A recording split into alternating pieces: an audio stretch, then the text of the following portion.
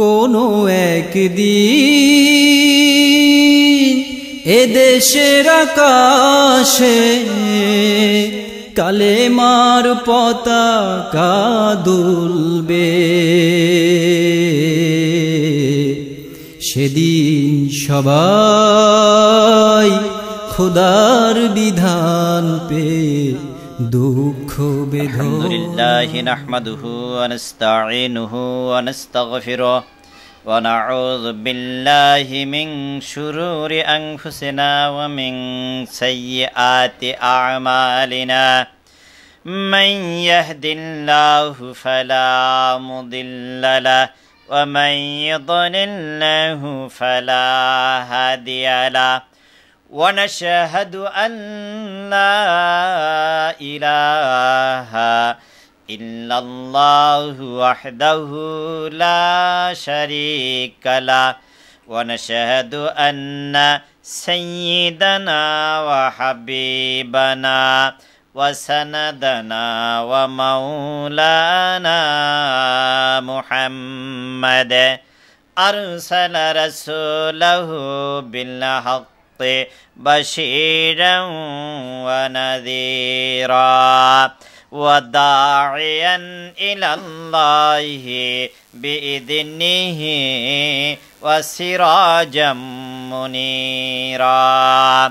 فقد قال الله تعالى في القرآن المجيد والفرقان الحميد: أعوذ بالله من الشيطان الرجيم. بسم الله الرحمن الرحيم. الله لا إله إلا هو الحي القيوم لا تأخذه سنة ولا نوم له ما في السماوات وما في الأرض. من ذا الذي يشفع عنده إلا بإذنه يعلم ما بين أيديهم وما خلفهم ولا يحيطون بشيء من علمه إلا بما شاء. وسع كرسيه السماوات والأرض ولا يؤوده حفظهما وهو العلي العظيم. সাদাকাল্লাহুল আযীম। সম্মানিত সুধী দর্শক মণ্ডলী, আসসালামু আলাইকুম ওয়া রাহমাতুল্লাহি ওয়া বারাকাতুহু। মহান আল্লাহ তাআলার দরবারে কালেমাতুশ শুকর আদায় করছি যে আল্লাহ তাআলা আমাদেরকে কোরআনের এই প্রোগ্রামে বসার সুযোগ করে দিয়েছেন, তৌফিক দিয়েছেন, ক্ষমতা দিয়েছেন। এই জন্য মহান মনিবের দরবারে শুকরিয়া জানাই আলহামদুলিল্লাহ। দুরূদ ও সালাম পেশ করছি মানবতার মুক্তির দূত, মহান শিক্ষক সাইয়্যিদুল মুরসালিন, আশরাফুল আম্বিয়া, নবিকুল শিরোমণি মুহাম্মদুর রাসূলুল্লাহ সাল্লাল্লাহু আলাইহি সাল্লামের প্রতি। আমি আপনাদের সামনে কোরআন শরীফের যে আয়াতটা তেলাওয়াত করেছি, এই আয়াতটার নাম আয়াতুল কুরসি। কুরসির আয়াত, চেয়ারের আয়াত, তার মানে রাজত্বের আয়াত, ক্ষমতার আয়াত। দেখেন এই আয়াতটা, এই আয়াতুল কুরসিটা এমন একটা আয়াত আল্লাহ তাআলা মানুষকে দিয়েছেন।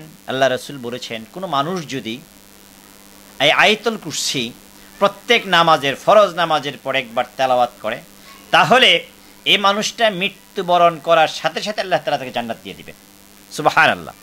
তাহলে এই আয়াতটার মধ্যে এমন কি আছে যে একটা তেলাওয়াত করলে মানুষকে জান্নাত দিয়ে দিবেন আল্লাহ তাআলা?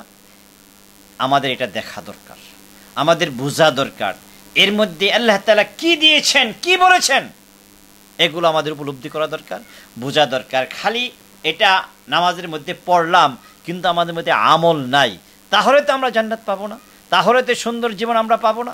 তাহলে আমরা এখন চেষ্টা করি, দেখি আমরা এর মধ্যে কি আছে। আল্লাহ তাআলা বলে দিয়েছেন, আল্লাহু লা ইলাহা ইল্লাহু, আল্লাহ তাআলা সার্বভৌমত্বের মালিক, সমস্ত ক্ষমতার মালিক, একচ্ছত্র মালিক একমাত্র আল্লাহ। আমরা যদি দুনিয়ার কোনো বাদশাকে, দুনিয়ার কোনো রাষ্ট্রপ্রধানকে একচ্ছত্র মালিক মনে করি, রাষ্ট্রের একচ্ছত্র মালিক মনে করি, সার্বভৌমত্বের মালিক মনে করি, এটা আমাদের ভুল হবে। মালিক যিনি, তার শুরুও নেই শেষও নেই। আমরা আবার যিনি মালিক হবেন, বাংলাদেশের বলেন, সারা যে কোনো রাষ্ট্রের বলেন, একজন যদি রাষ্ট্রপ্রধান থাকে, ধরেন আজকে সে রাষ্ট্রপ্রধানের এই জানুয়ারির 10 তারিখ সে ক্ষমতা নিল, তাহলে বোঝা গেল 9 তারিখ তার ক্ষমতা ছিল না। আবার একদিন না একদিন তার এই ক্ষমতা শেষ হয়ে যাবে। তার মানে হলো এই পৃথিবীর মানুষের মিল্কিয়াতের, পৃথিবীর মানুষের ক্ষমতার শুরু আছে, শেষ আছে। কিন্তু আমার আল্লাহ তাআলা সারা বিশ্বের মালিক, সমস্ত বিশ্বের একচ্ছত্র মালিক, তার শুরুও নাই, তার শেষও নাই। একথা বলা চলবে না অমুক দিন থেকে আল্লাহ তাআলার মিল্কিয়াত শুরু হয়েছে, রাজত্বের মালিক শুরু হয়েছে, তা না।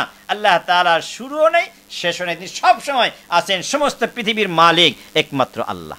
এবার আসি যে যিনি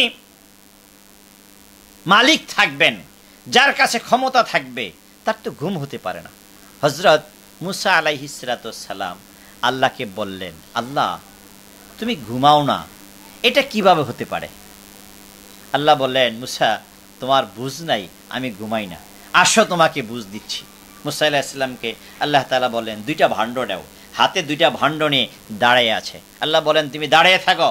মুসা আলাইহিস সালাম দাঁড়িয়ে আছেন, বেশ কিছুক্ষণ দাঁড়িয়ে রইলেন। নিদ্রা না, ঘুম নয়, ঘুমের একটু ভাব হয়েছে।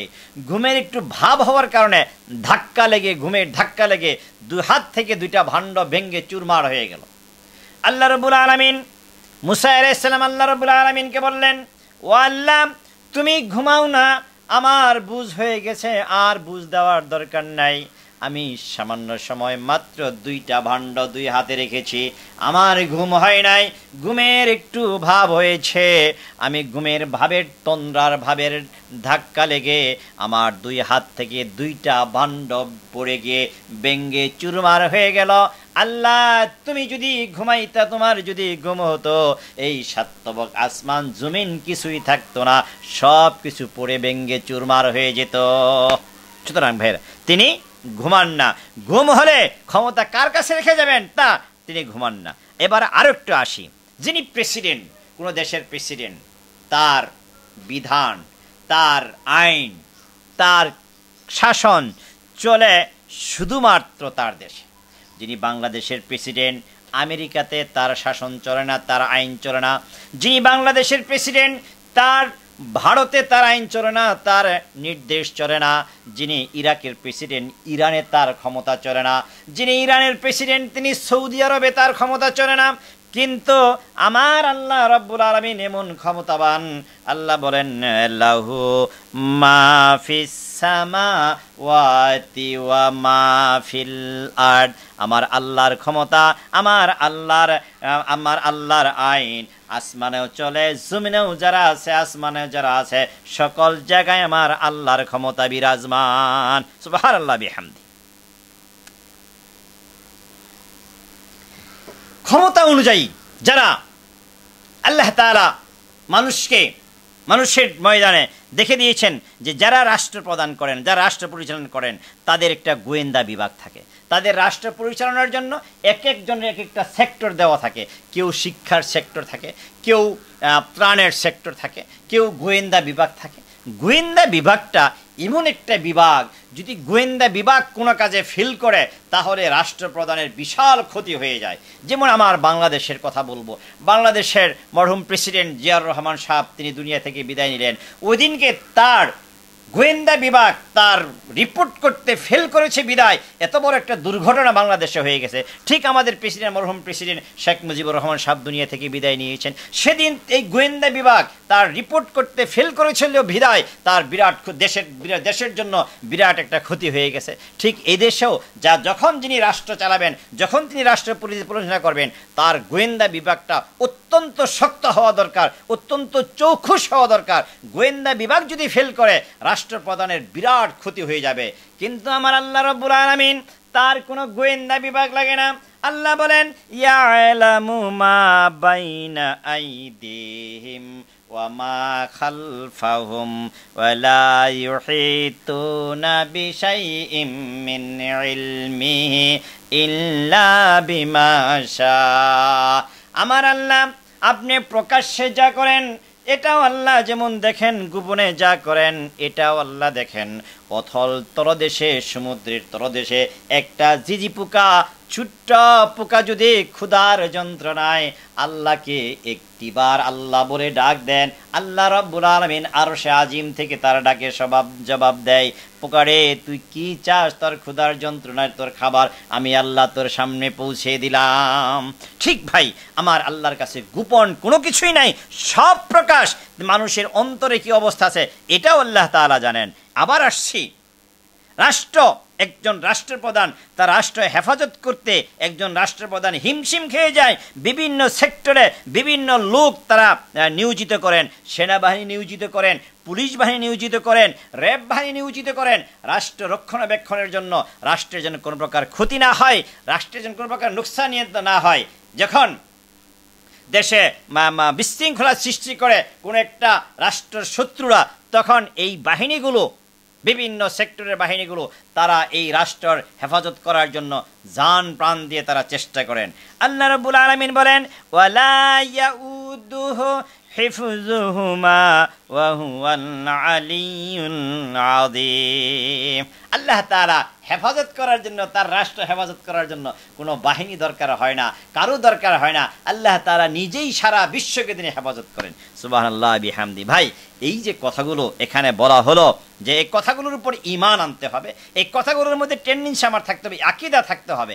এখন আল্লাহ তাআলা গোপনে যা আমরা করি এটাও আল্লাহ দেখেন। এই ঈমান যদি আমার মধ্যে থাকে, এই বিশ্বাস যদি আমাদের মধ্যে থাকে যে আমি গোপনে যে কাজটা করতেছি এটা আমার আল্লাহ তাআলা দেখতেছেন, এই ঈমান যদি থাকে তাহলে গোপনে আমরা অন্যায় কাজ করব না, গোপনে আমরা খারাপ কাজ করব না, গোপনে আমরা দুর্নীতি করব না। কোনো মানুষ এরকম দেখা গেছে রমজান মাসে অফিসার লেভেলের লোক রমজান মাসে তারা ঘুষের টাকা খায় না, বলে এটা দিনের বেলা তো এটা দেওয়া সমস্যা, ওই টেবিলের বাক্সের মধ্যে আপনি রাখা দেন। তার মানে আমার আল্লাহ কি বাক্সে দেখে না? আমার আল্লাহ ওখানেও দেখেন। এই ঈমান যদি তার মধ্যে থাকতো যে আমার আল্লাহ ওই বাক্সে ঢুকাই দিয়েছেন, রাতের অন্ধকারে ঢুকান আর দিনের বেলায় ঢুকান, সব আল্লাহ দেখেন, এই চিন্তা যদি থাকে, এই ঈমান যদি থাকে, তাহলে এই মানুষ অন্যায় করবে না, খারাপ কাজ করবে না। সুধী মণ্ডলী, আমরা আসছে আমার আল্লাহ সব কিছু জানেন। এই চিন্তা করে আমি যদি জীবন পরিচালনা করি, তাহলে এই চিন্তা করে ঈমান রেখে যদি এই আয়াতটা নামাজের পরে তেলাওয়াত করি, তাহলে আমার জন্য আল্লাহ তাআলা মৃত্যুর পরে সুন্দর জান্নাত দিয়ে দেবেন।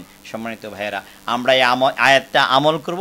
আমল আয়াত কি বলেছে এটা আমরা পড়ব, এ নিয়ে জানবো, এর প্রতি ঈমান রাখবো, এর মধ্যে বাস্তব জীবনে বাস্তবায়নের জন্য চেষ্টা করব। আল্লাহ তাআলা তৌফিক দান করেন। ওয়া মা আলাইনা ইল্লাল বালাগ। আসসালামু আলাইকুম ওয়া রাহমাতুল্লাহি ওয়া বারাকাতুহু।